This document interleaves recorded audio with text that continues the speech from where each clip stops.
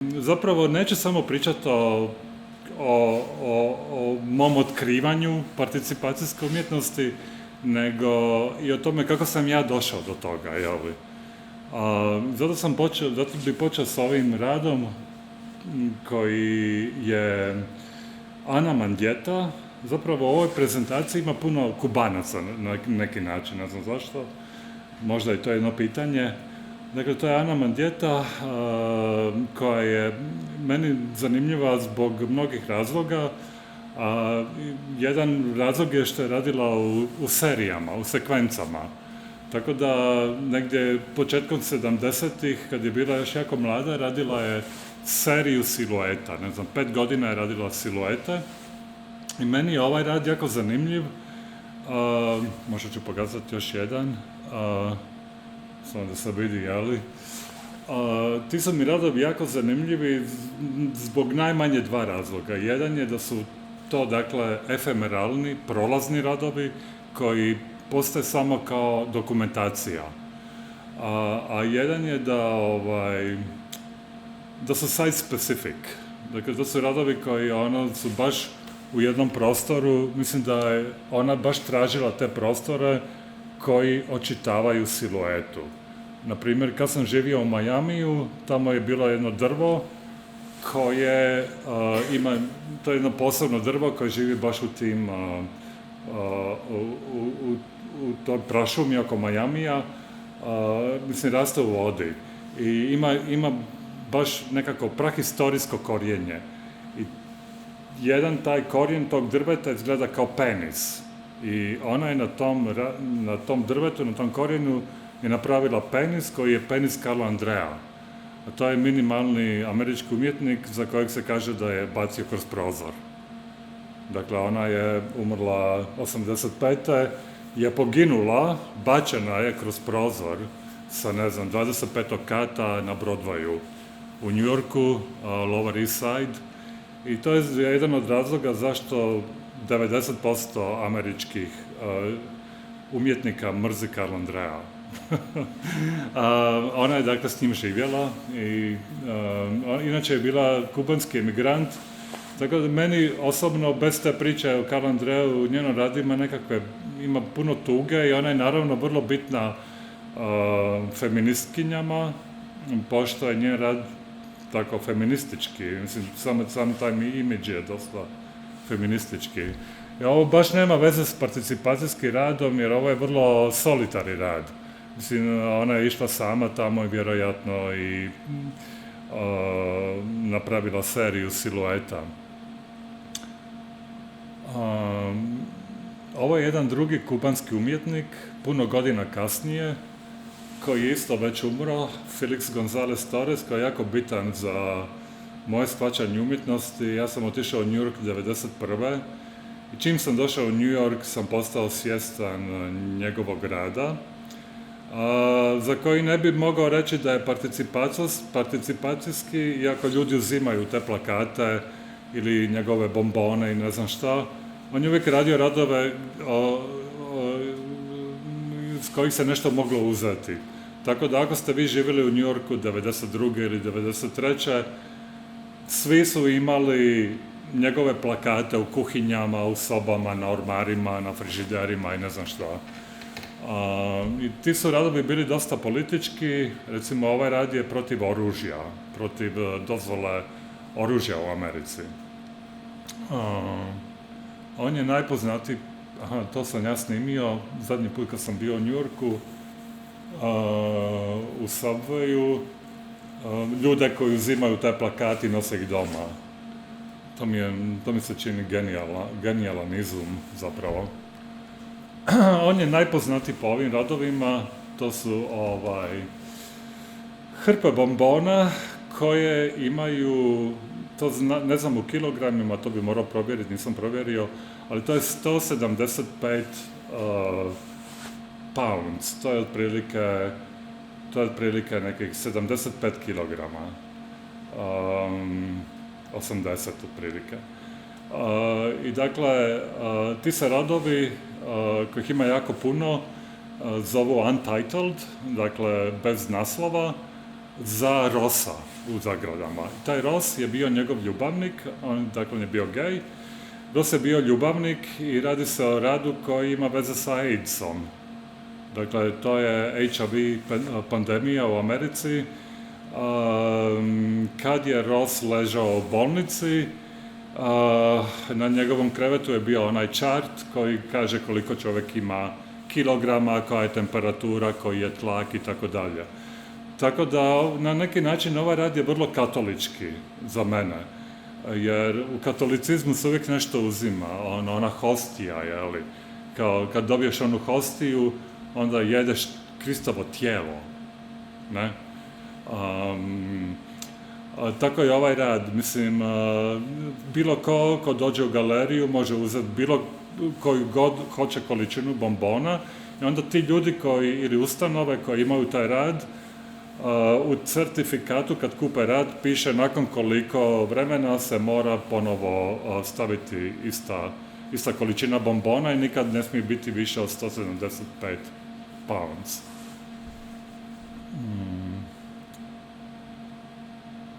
To je još jedan takav rad, samo ovaj malo drugačiji, jeli?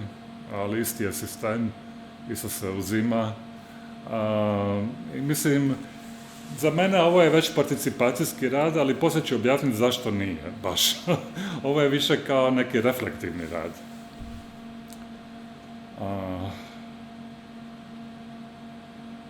I ovi su mi isto radovi zanimljivi jer su site specific. Mislim, imaju baš taj smještaj u uglu ili u sredini prostora. Sad sam skočio na ovo je dakle Robert Smithson,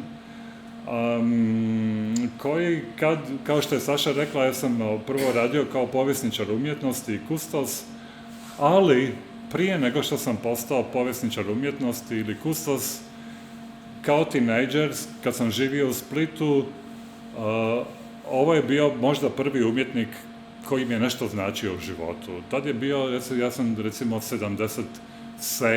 ili 6. Ne znam koliko sam imao, 16 godina, 17. Zapravo kasnije malo. I onda je bio jedan magazin koji je izlazio u Beogradu, koji se zvao Moment. I ja sam imao taj magazin. Bio sam teenager i taj magazin je imao, cijeli broj je bio Robertu Smithsonu. I to je bilo super zanimljivo, nemam sad te imidže, ali tad je Split bio grad koji je bio totalno iskopan, pošto su se gradile mediteranske igre. Ti stadioni, bazeni, zgrade, cijeli taj Split 3 koji je užasno poznat sada, arhitektonski. I baš tamo blizu gdje mi stanujemo sada, imamo stan, je cijela jedna obala, lokalno dosta poznata jer je Papa došao kasnije na nju, zove se Žnjanski plato. Cijeli taj plato, koji je kao pola Splita u biti, je zemlja koja je nasuta. Dakle, ako ste vi imali 16 godina i bili tad u Splitu, moglo se vidjeti koliko se krade mora, mislim koliko se zemlje nasipa na more.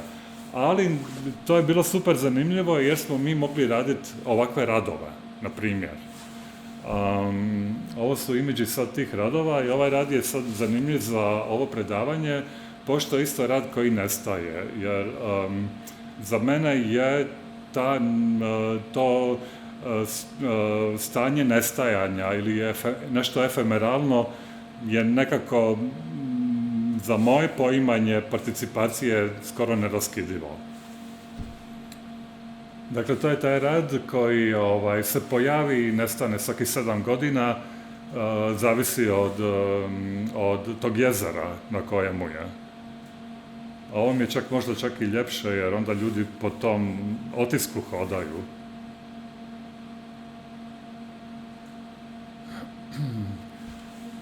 Ovo je dakle Kristo, koji je isto 70. godina napravio jedan od svojih možda najznačajnijih radova u Majamiju.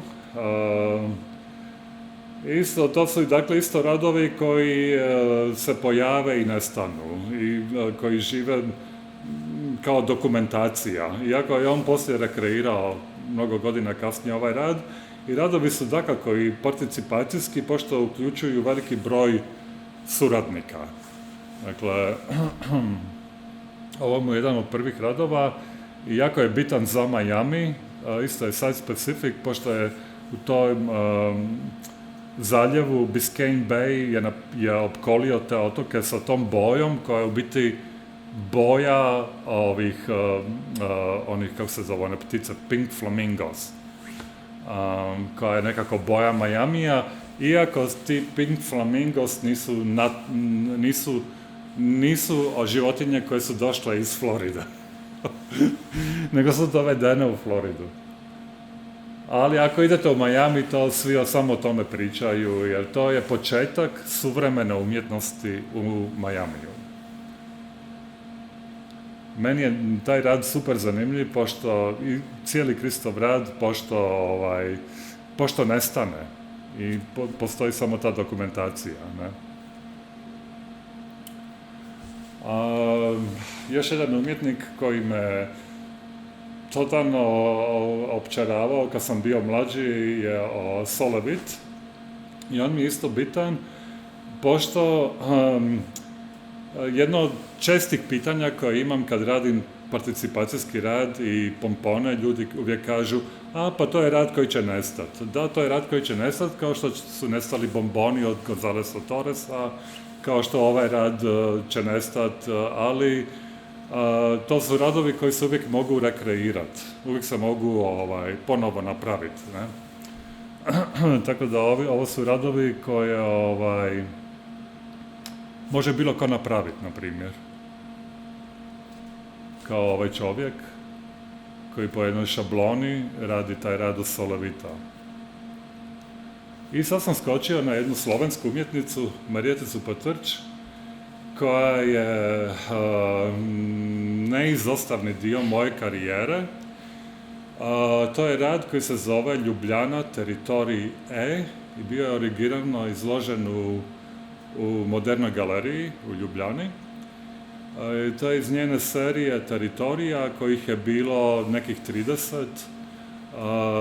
Prvi taj teritorij A, je bio u Škofja Loci. Dakle, prvi teritorij A se zove Škofja Loka.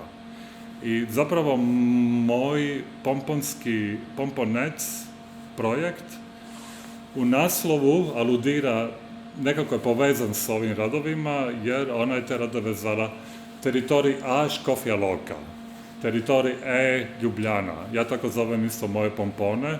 Pomponec Ljubljana, pomponec, ne znam, zavisi od mjesta gdje se rade, ne? Ja sam na njenom radu magistrirao kustoške studije i to je bila jedna soba moje izložbe s kojom sam magistrirao, i taj prvi zid ovdje je taj teritorij E iz Ljubljane. Mogu bi nešto reći o njemu. Mislim, ti teritoriji su imali, dakle, karakteristike mjesta u kojemu su izložene. U Škofja Loci, sjećam se, to je bilo u nekom dvorištu, tu na toj gdje je galerija Ivana Grohara, na suprotnoj strani je neka galerija, ima neko dvorište, tamo je bio taj. I onda je ona kopirala te kamene fasade Škofja Loke, koje su dosta robustne. Ovdje je kopirala, na primjer, te boje centralne Europe, jeli, na toj Ljubljana teritoriju, a onda je gore je bila jedna figura i tu je bila metafora Humpty Dumpty i dole je bio taj quake mehanizam, potresni mehanizam, što je također aludiralo na povijest potresa u Sloveniji i Ljubljani. No, s njom sam isto dosta radio i ove sad radove pokazujem da bi pokazao šta me u biti zanimalo kao kustosa, a poslije kao umjetnika, kad sam ja napravio taj iskorak iz kustoškog rada umjetnički, najviše su me zanimali efemeralni radovi. I, sad sam malo izbrkao nešto, trebao sam nešto drugo. Čekaj. Nešto sam... Nešto nemamo više. Nema veze. Možda će se pojaviti kasnije.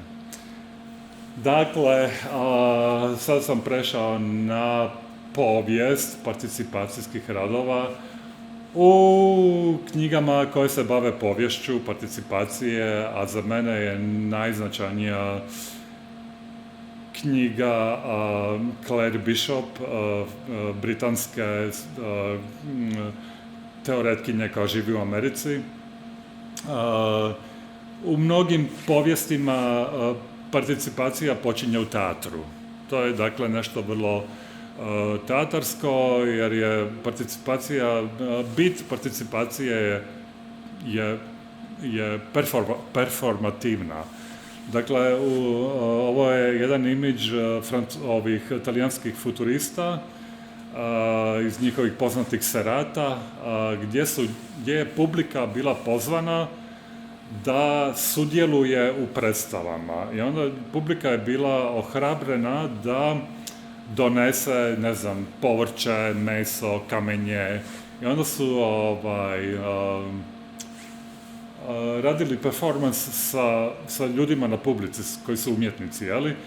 Poslije sam čitao da je Marinetti i Boccioni, kad su pisali taj futuristički manifest, oni su kroz serate htjeli probuditi jednu usnulu Italiju, jednu konzervativnu Italiju. To je bio jedan od glavnih razloga futurizma, ne? I to je super zanimljivo, pošto i dan danas participacijski radovi su najbolji kad su teatarski, kad imaju neki teatar u sebi. Ovo su vrlo poznate scene ruskog eksperimenta. Nažalost, ruska avangarda je trajala kratko, a ova vrsta rada još kraća. Možda su bile 2 godine kad su oni eksperimentirali sa tim masovnim okupljanjima, reinkarnacijama pravih događaja. Ovo je dakle bio Oktobarska revolucija, poznata scena, i poslije je, ne znam kako se zove ta osoba, samo malo, Nikolaj Reynov, The Storming of the Winter Palace, koji je angažirao oko 100.000 ljudi da bi napravio opet tu scenu. Dakle, to je film koji se može pogledati.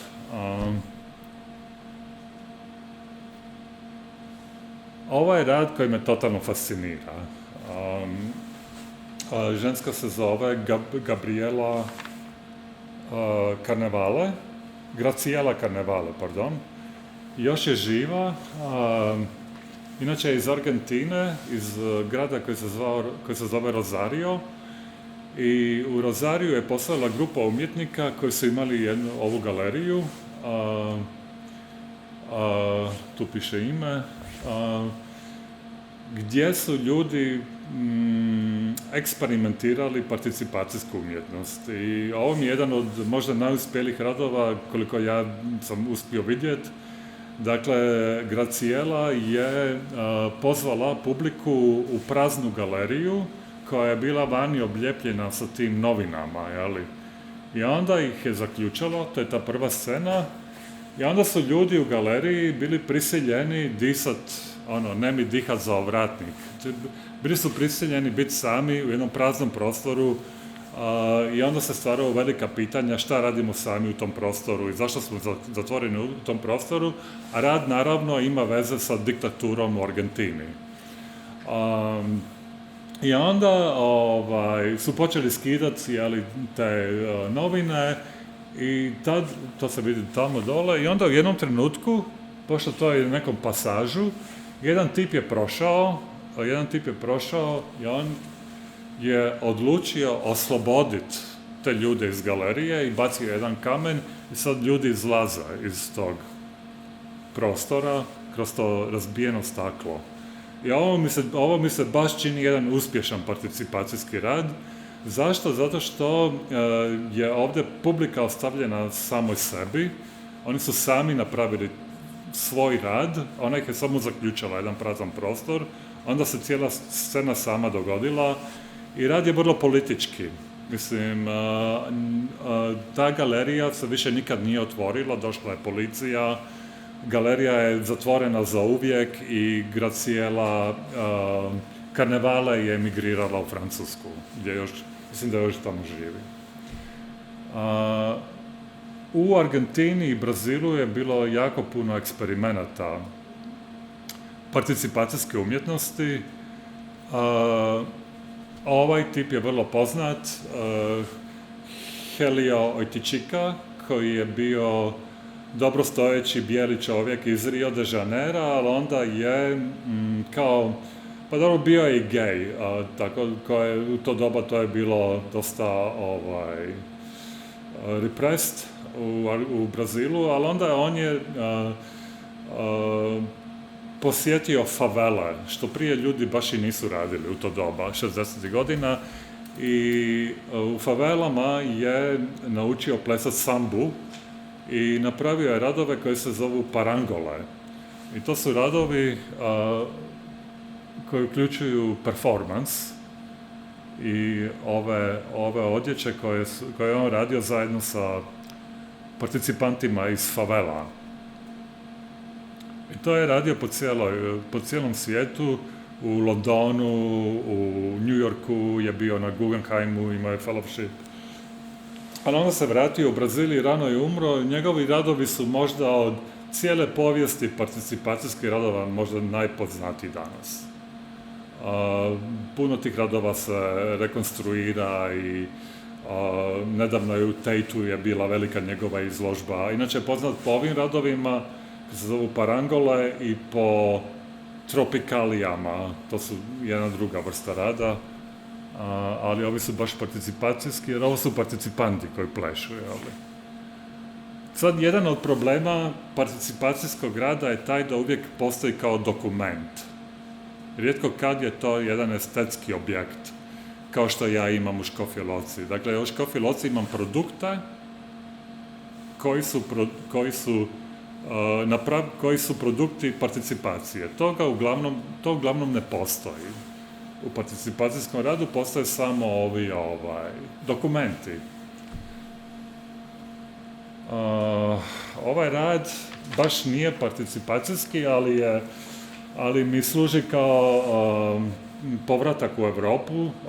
Tip se zove, samo malo, imam probleme sa francuskim imenima, Jean-Jacques Le Bel, koji je isto još prisutan i nedavno je postao vrlo poznat jer je bio dio Berlinskog bijenala. Imao je radove na Berlinskom bijenalu. Ovo su radovi iz ranih 60-ih koji su u biti happenings. To su, dakle, happeningi, nekakvi eventi. Isto su participacijski, ali ljudi, kao što se vidi, tu ljudi baš i ne participiraju, pošto i ne znam gdje hodaju, oni su zavezani. I to je vrlo tipično za početak francuske participacije, koja je najjača u Europi u modernom dobu, jer su se oni jako borili protiv konzumerizma i kapitalizma. Njima je to baš bilo 60. godine Francuska, filmovi, filozofija je bila borba protiv kapitalizma. I zbog toga je kulminacija te borbe je bila studentska revolucija. Maj 68. čija simbolika je u biti povezana sa radovima francuskih umjetnika i filozofa. Kao što ću sad pokazati, to je još to. Ali ova knjiga, Guy Debord, mislim, ja sam ovu knjigu već par puta čitao i to je kao kapital na neki način za participacijsku umjetnost. Kao knjiga Kapital. Cijela ta knjiga je u biti pretočena u studentsku revoluciju. Toliko je utjecajna ta knjiga i Pa čak i taj omot, to je dakle jedan poznati američki fotograf koji je fotografirao te ljude u kinima koji gledao tridimenzionalne filmove s tim naočalima i onda to je gomila ljudi koji gledao s tim naočalima i baš je to je baš jedan imidž tog konzumerizma, jeli, koji nama u istočnoj Europi možda nije toliko blizak jer ga mi nismo imali na neki način. Ovo je recimo tipičan rad iz tog doba u Francuskoj koji se zove, da vidimo da li ja to mogu pronounce, Ditournement. Dakle, to je tip rada gdje se tekst iz jednog drugog događaja ubaci u te fotografije. To su recimo tipične fotografije koje su bile advertisement, jeli, možda je ženska umorna jer je prala posuđe ili ne znam, nešto se dogodilo, ali onda je tamo umetnut taj natpis. I to je baš taj Guy Debord, on je to izmislio sa svojom grupom ljudi, sa svojom grupom umjetnika koji su se zvali situacionisti. Dakle, rad situacionista je bio da se bore protiv konzumerizma. Jale. I ta knjiga je cijela o tome i taj rad je produkt toga, ali u biti je marksistički rad, pošto taj kvot je Walter Benjamin. To je dakle Walter Benjamin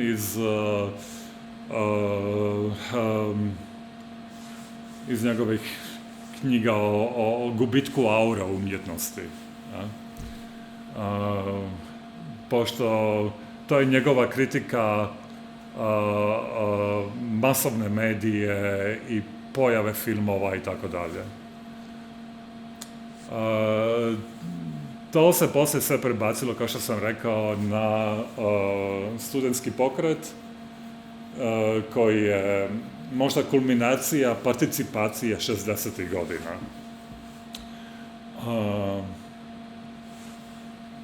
Ja sudjelujem, ti sudjeluješ, on sudjeluje, mi sudjelujemo, vi sudjelujete i onda tipično francuski oni imaju korist. Jeli? To je nešto zašto je postojao studentski pokret 68. Koji je bio apsolutno participacijski, čak i kod nas. Ne? I to je nešto što ja stalno ljudima govorim, to je nešto kako ja shvaćam participacija je najbolja kad je politička. Moj rad nije toliko politički, više je kao reflektivan na neki način, ali ovo je jedan rad koji je totalno politički. To je rad kubanske umjetnice, kako se zove sada, gdje sam izgubio, Tanja Bruguera. Rad se zove Tatlin Whisper i ovo su imidži iz Tate Museum koji je kupio rad. Rad se sastoji u tome da je publika pozvana, slično kao onaj rad iz Argentine. Publika je pozvana u taj prostor, to je jedna velika soba u Tate, jeli? I onda se odjedanput pojave ti britanski policajci na konjima koji ljude tjeraju. Određuju im gdje će ići i tako dalje, gdje ne smiju ići. I onda ti su ljudi u biti participanti koji to nisu htjeli biti. Ne? Kad ja imam participante za pompone, to su ljudi koji dođu dobre volje, jeli? Ja ih pozovem i onda oni možda dođu. A ovdje su ljudi pozvani u jednu značajnu instituciju gdje ih onda neko kontrolira. Naravno, taj rad je rad o tome kako je ona i mnogi Kubanci su kontrolirani u Kubi. Ovaj rad je genijalan. A i trebalo bi vidjeti video. Radi se o Njemcu koji se zove Christoph Schlingensief, koji je bio njemački filmmaker, umro je vrlo mlad i bio je genije. I on je napravio rad u centru Beča 2000. godine koji se zove Auslandersraus, kao, van s strancima. I on je na tom trgu, to je kod opere, mislim gdje se to vidi, evo tu se vidi, on je na tom trgu postavio te kontejnere u koje su pozvani izbjeglice. Pozvani su izbjeglice, azilanti koji traže azil u Austriji, a rad se još zove Please Love Austria. Pozvani su dakle ti azilanti koja onda snima kamera u tim kontejnerima i to ima onda veze sa Big Brotherom koji je isto neka vrsta participacije, ne?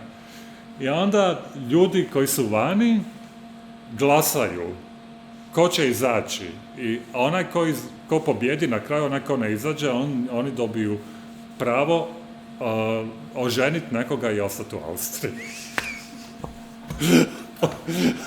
Ali i onda, mislim, svi ti govori, to je onaj tamo i onda oni drže govore na toj bini koji su totalno desničarski.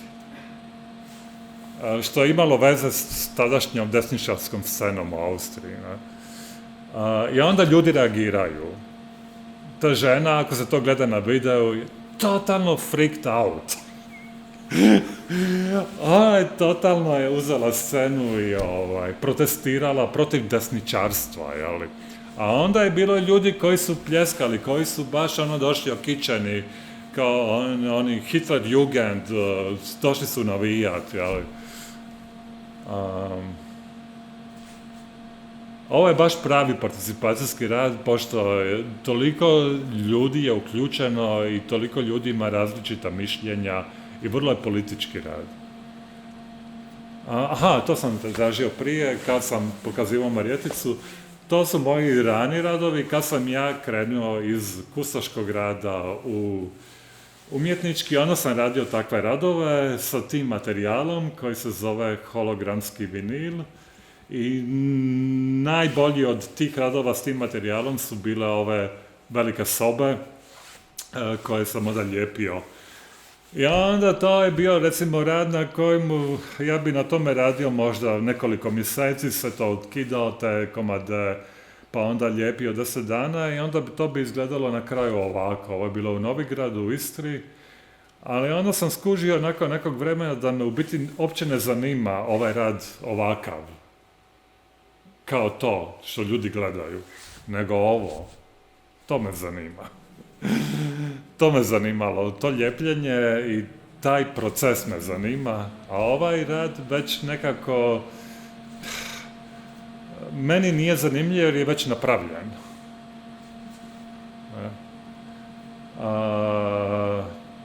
Puno sam radio s tim materijalom, u jednom trenutku imao sam jedan projekt za jedan kruzer koji je zahtijevao da napravim 24 takva rada velika na aluminiju i onda se to uokviri i to je na nekom kruzeru. I to je rad koji mi se nekako čak na neki, mislim s jedne strane mi je bilo zanimljivo jer mi niko nije nikad dao neki commission, niko mi nije platio da napravim 24 rada za neki kruzer, ali kad sam to radio to mi je bilo tako dosadno. Jer sam radio nešto možda u što ne vjerujem, jer ja sam znao da ti radovi idu na kruzer. I kruzer je nešto što meni nije baš drago jer uništava more. Ja?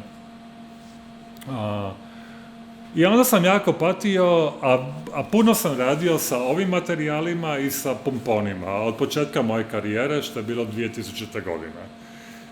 Pomoću tih materijala ja sam u biti odlučio da ću živjeti kao umjetnik.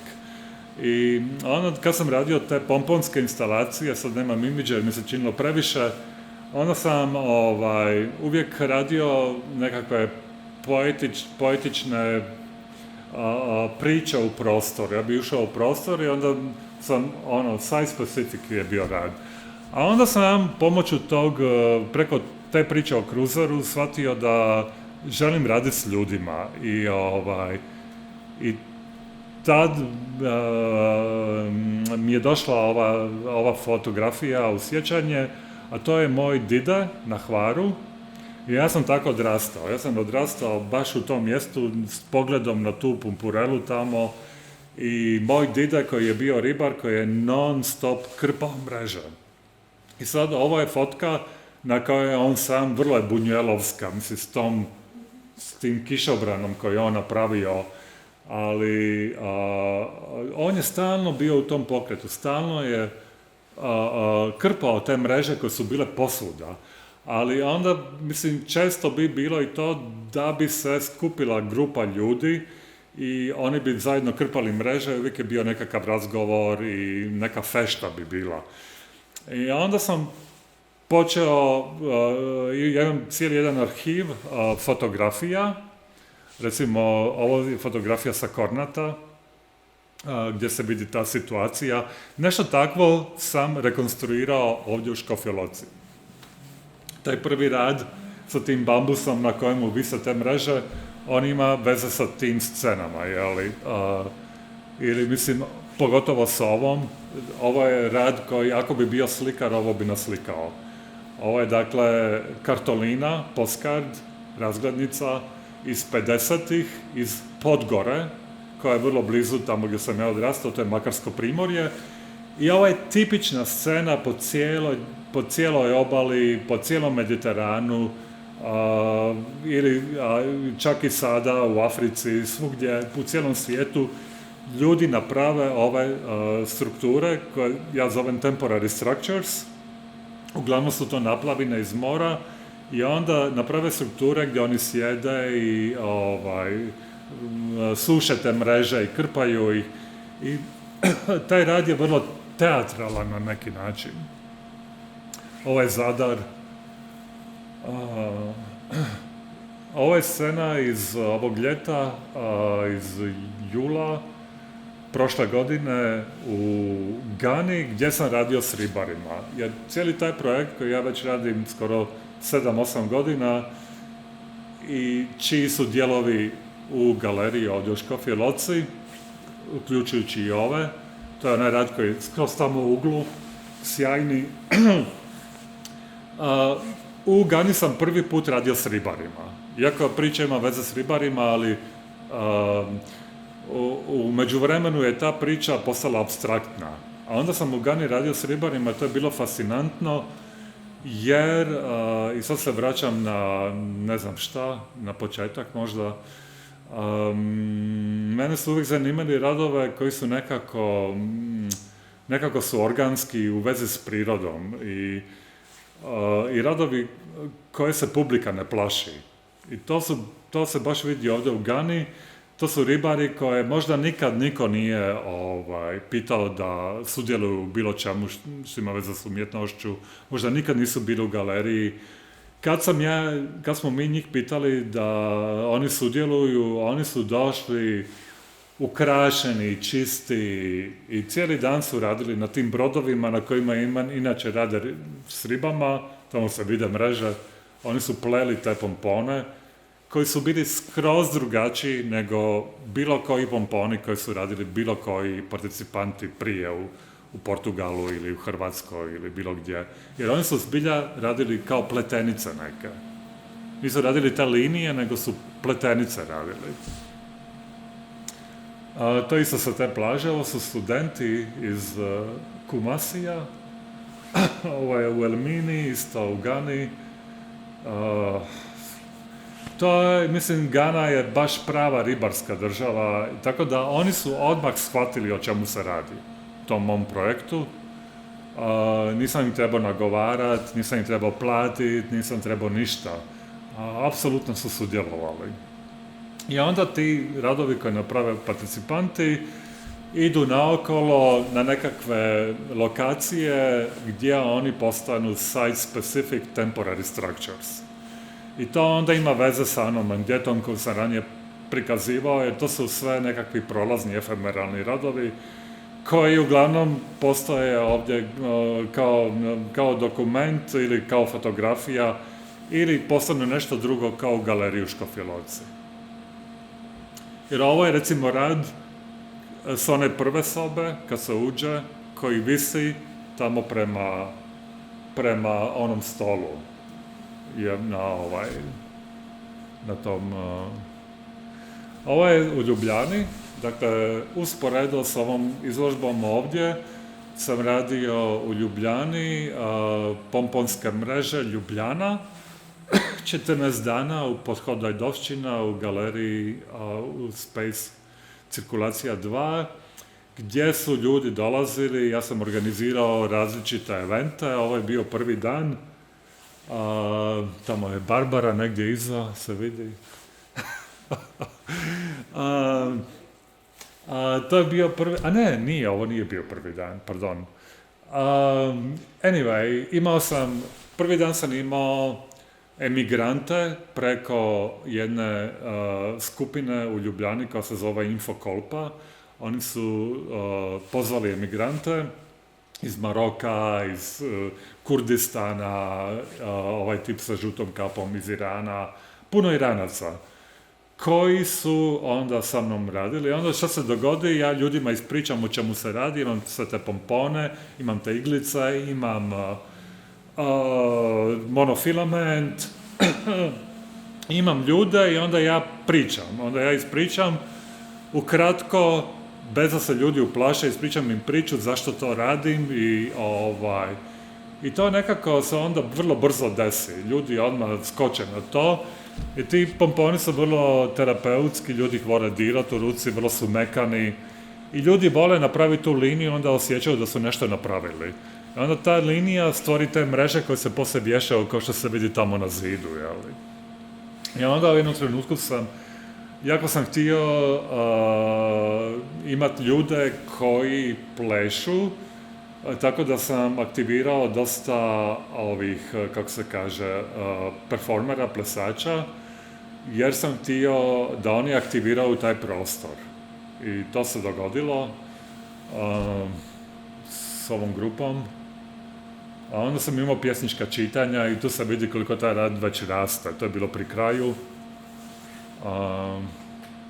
I onda taj rad, to je dakle tipičan rad, tipičan proces svih tih mreža je da prvo rade participanti, a onda taj rad seli vani. Seli vani i poprima druge strukture. Ovo je bilo u Železničkom muzeju u Ljubljani, ovo je bilo na stadionu u Bežigradu i to je jedna scena s nekog paviljona na Ljubljanici. I još imam jedan kvot, samo malo.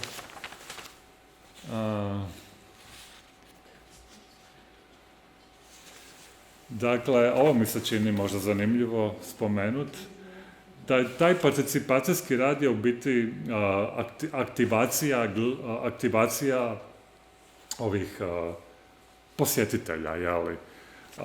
Za razliku od estetskog užitka nekog rada.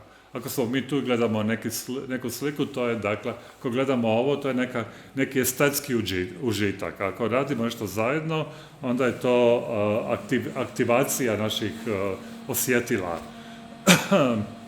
Na primjer, jedan tipičan razgovor o jednoj slici bi bio da li se tebi sviđa ova slika, jeli? Dok je participacija nešto aktivacijski, nešto što te aktivira. Koliko sati? Sam dovoljno pričao? Hvala. Ima kdo kakšno vprašanje, mogoče da ne bo jasno? Pitanja. Da mi pomognete malo. Barbara uvijek ima pitanje.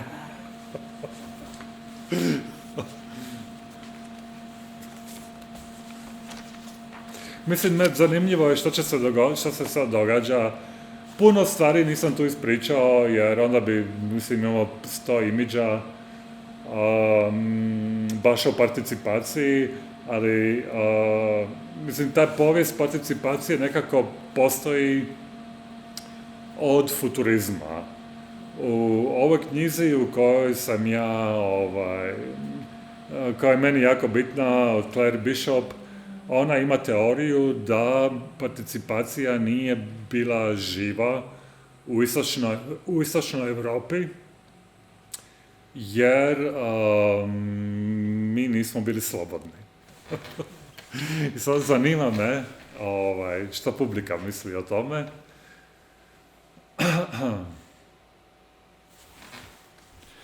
Mislim, u Francuskoj su ljudi dosta imali potrebu za participacijom jer su se borili protiv konzumerizma, ne? 60-ih. Dobro, da ono što se pokazivalo iz Južne Amerike nisu bili baš slobodni, da? Ne, ali su se borili protiv nečega. Pa da. Da. Jer mi nemamo te scene u istočnoj Europi. A da nije to ono malo slično pitanje oko konceptualne umjetnosti, jer jedno od glavnih onih paradigma konceptualizma u zapadnoj Evropi bilo je bitka protiv konzumerizma koji je došao već svet umjetnosti. Bili su sve ovi, znaš, institutional kritik. I to je ta teza, mislim da je Jana Takaša Šle o tome pisala, da ova naša konceptuala bila je u stvari više afirmativna, nije bila kontra sistemu, nego je deo nje, recimo Irving, radio na tome da bi izgradio sistem komercijalne galerije, ono što je falilo, recimo. Da naravno, mislim, umjetnost uvijek je ono odraz vremena i kraja da je nastala, od početka kako je nastala povijest umjetnosti, kad je Kant ispostavio. Tako da, a tu, da, ova specifična situacija koje rade s ljudima, ali to ne bi rekli da nisu bili slobodni, zbog toga nisu išli participativne prakse, mi malo ne. Bi trebalo još da razmislimo o tome. Pa recimo ona ima primjere ne iz Jugoslavije, nego iz Čekoslovačke ili Poljske, gdje ljudi zbilja nisu bili slobodni.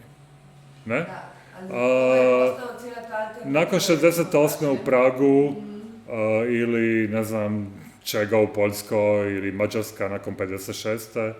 To su bile grozne zemlje. I ti misliš da ljudi nisu mislim, teza je da ljudi nisu sudjelovali jer su se plašili da je iza toga nešto. Da. Pa ne baš jer su oni imali participativne projekte u Ljubljani i tako dalje. A da li su to bili participativni ili su to bili happeningi? Pa da, ovdje je Meja uvijek nekoliko... I tu je bila, ne mislim, pa oni za neke svoje projekte kažu da su bili participativni, ne samo happeningi. Dobro, ja sam gledao, baš sam imao taj razgovor u Ljubljani s nekim i onda sam gledao kako su oni objašnjeni od slovenske publike na Wikipediji, na primjer. Na primjer, ne? To bi, ako bi, mislim, jer postoji, oko je vrlo bitan u Sloveniji, ne? Da, definitivno. Tako da sigurno imaju ljudi koji kontroliraju što se o njima piše. I uvijek se piše o happeningsima. Da, jer je to najlaka oznaka nešto što je novo ili tako što je bilo za nas ili tada novo kada smo spoznavali oko i tako dalje. Ali danas mislim da možemo na različite projekte gledati na različite načine i ne može samo kazati to je bilo 100% to i nije bilo to. Jer su ove stvari nekako, nisu tako teoretički definirane do neke potpunosti da ne bi mogli kazati da je to bilo i malo akcije, nije bilo samo happening. Pa meni je zanimljivo to da recimo, ako se gleda povijest Jugoslavije, ne istočne Europe, mi smo recimo bili pioniri u performativnoj umjetnosti. I to, i ne samo to. Ali u povijesti participacije mi nismo u knjigama. Pa da. Ali u povijesti performativne umjetnosti mi smo u svim knjigama. Na primjer. Tako da ne znam u čemu je problem. Da li je problem u tome da mi to nismo imali ili mi to nismo zabilježili u povijesti. Da, možda je to i problem istorije umjetnosti, možda istorije gledališća i performativnih umjetnosti i tako dalje, jer stvarno je tako da... Da. A evo recimo koji bi bio rad participacijski od OHO-a? Ja znam i jedan super participacijski rad, Aha. a od OHO. Da. Pa može da bude bilo koji javni rad u Ljubljani koji su pravili. Ali da li je tu participirala publika? Da, u nekim dijelima je participacija. Aha, koji? Pa možeš reći da je to participacija kada oni tamo stoje i... Ali to nije participacija. Taj triglav na zvezdi, to nije participacija, to je happening. Da, ali... To je, dakle, skulptura koja je temporalna, Ja znam to, ali... koju rade umjetnici. Ako kažemo da je i ovo da se vidi da nešto opazuješ ili gledaš ili razmišljaš o tome, može biti isto tako participacija. Pa može, onda treba definirati šta je participacija. Da li je to bilo kako druženje ljudi ili su to, jer pravi participacijski rad je taj gdje publika uzme rad od autora i autor izgubi svoj authorship. To je recimo pravi participacijski rad, kao što sam vidjelo sa ovom Gracielom u Argentini ili s nekim drugim. U tom smislu čak niti moj rad nije kompletno participacijski. Jer taj bi rad bio totalno participacijski ako bi publika uzela te pompone i stavila ih negdje i možda odnijela doma i oni bi, ne znam, jer na kraju je on ipak završio u galeriji na primjer, ovdje u Škofji Loci. Tako da ja, na primjer, ipak kontroliram taj rad, kao što je i OHO kontrolirao svoj rad i... Dobro, ko nije do neke mere kontrolirao svog rada? Pa evo, ova Graciela, na primjer, nije. Pa to nije baš stvarno mnogo odluke. to. Ili ova iz Sarata nije, na primjer. Ona je odlučila da hoće da vidi šta se događa. Da, pa stvar je odluke. Da.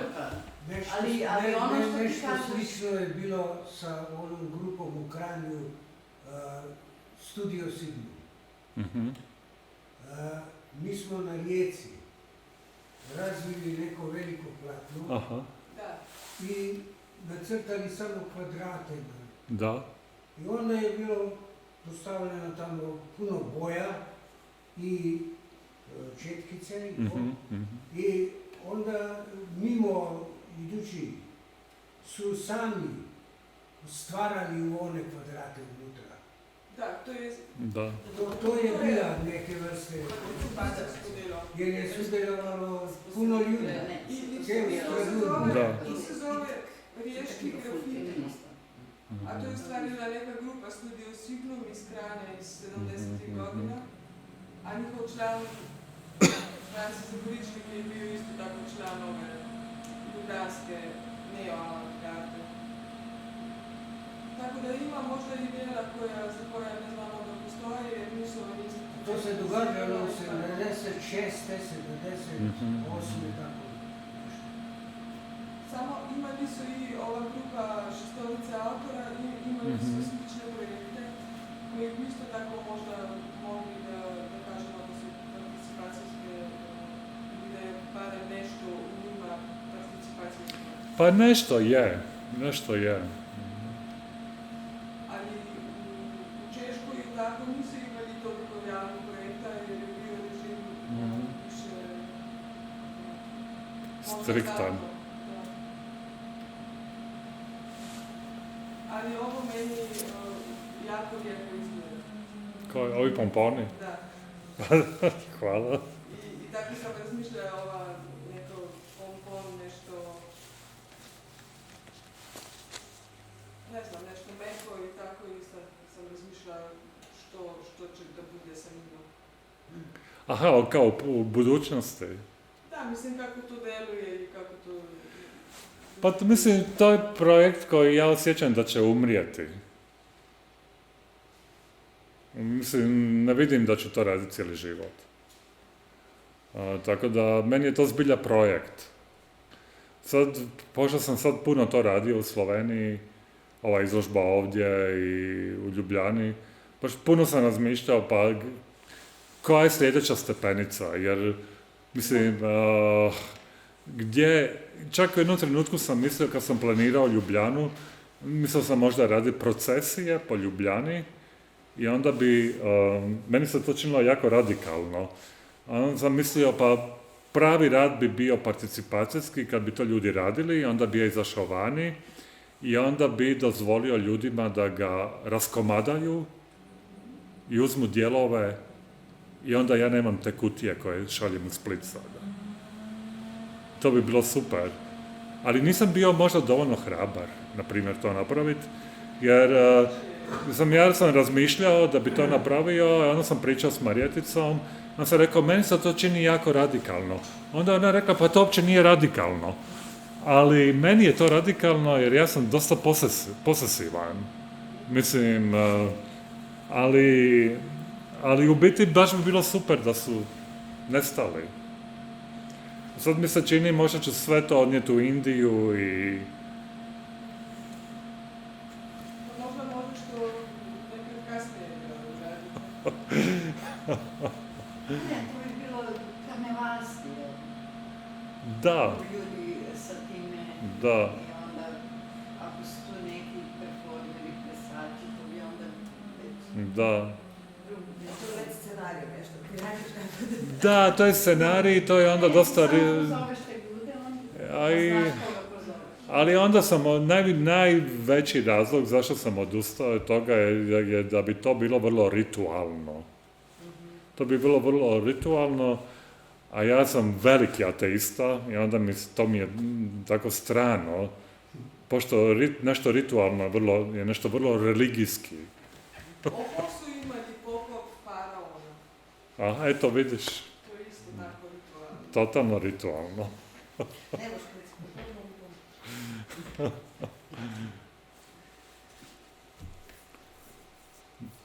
Dobro, hvala.